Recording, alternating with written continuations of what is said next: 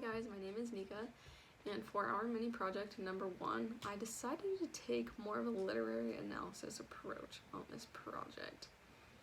Just because I'm the kind of person who likes to understand more behind the reading, behind the author and like their purpose, and just something about understanding the author and their life helps me have like this whole new level of understanding when it comes to reading their work. So that's why I chose to do John Keats for my topic. I was interested in John Keats because his life was pretty short, and I was super impressed with his works, just the way that he wrote, his style of writing had a musical kind of flow to it. I really liked his rhyming patterns, and his description was phenomenal. He really was an author who's able to tap into all 5 of the senses, the sight, sound, smell, touch, taste, and it really just helps paint that picture in the reader's mind, and it makes for an enjoyable reading experience, which, coming from someone who doesn't read a lot, which is me, I've never been a huge reader, so coming from me, that kind of says a lot, I would think, about how good of a writer he was. And just since he was able to kind of spark that interest in me, and that he was able to draw me in, kind of made me want to do further research on him. So for the research process and choosing my topic was kind of difficult, just because of the freedom that we had. I felt a little overwhelmed, and I was like, whoa, where do I even start? But then once I thought about it, I was like, okay, we'll do the literary analysis approach and go from there. And then once I decided on that and John Keats as my topic, I came up with a few research questions to kind of help me learn more about him, what I wanted to know. And then from there, I went to our online CSI library, which is always super helpful when it comes to doing research. But I did only find a few short articles, and I wasn't quite satisfied with research there. So I did go to Google, and I actually did find a website that had a lot of information on John Keats and just his life from start to end and all of his works. So that was a super cool source to find, and I also referred to our textbook a little bit for this project. So what I kind of wanted to do was just start from the beginning of his life and then hit all the highlights and main points of his career and what influenced him to start writing until the end of his life. So he was born in 1795. He was the oldest of 4 children.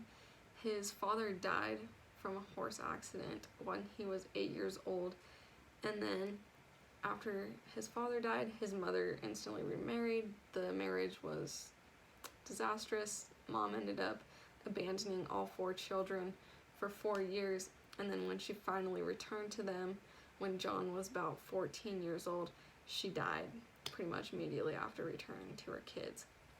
So just from the start in his childhood, he had it kind of rough losing both of his parents, and later in his life he also lost his grandmother, so he kind of lost all of his parental figures, but luckily he did have other people to come in and guide him and help him flourish in life.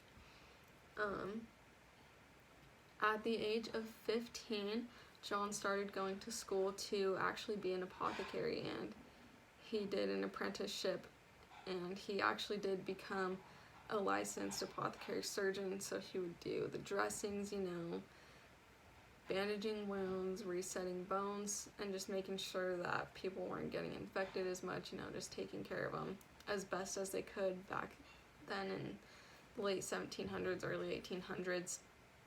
And he was always interested in writing, so even though he was committed to his career as an apothecary surgeon, he was always determined to make time for writing, because that was something that he was super interested in and he loved it.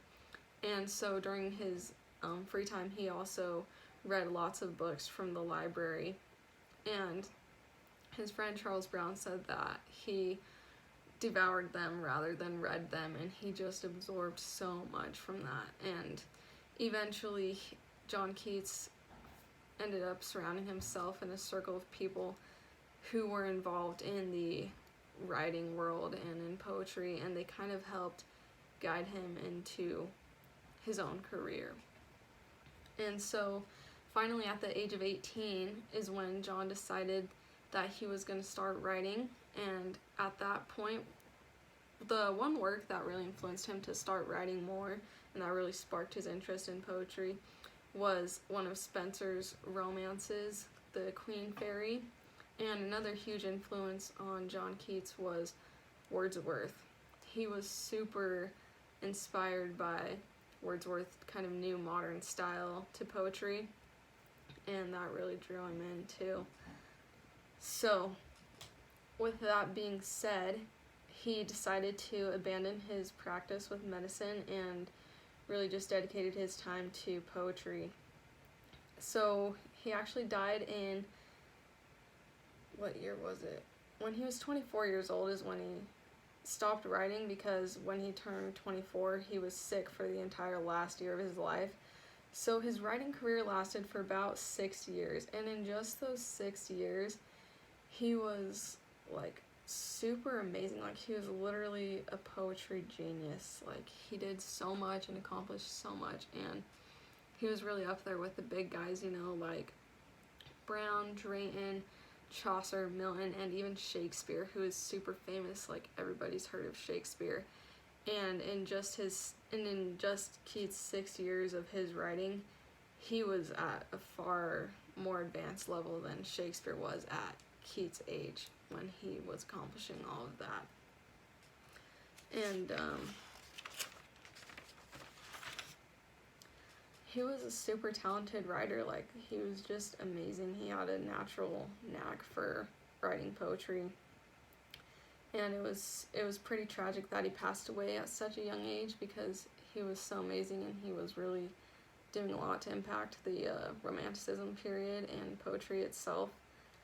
And yeah, so that's what I pretty much learned about him and his life and how he was brought up, how he got into poetry, and just really like blossomed from there.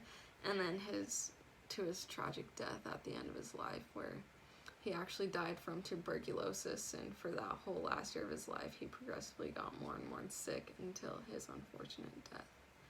But thank you for listening to my research project and the information I had, and we'll see you guys later.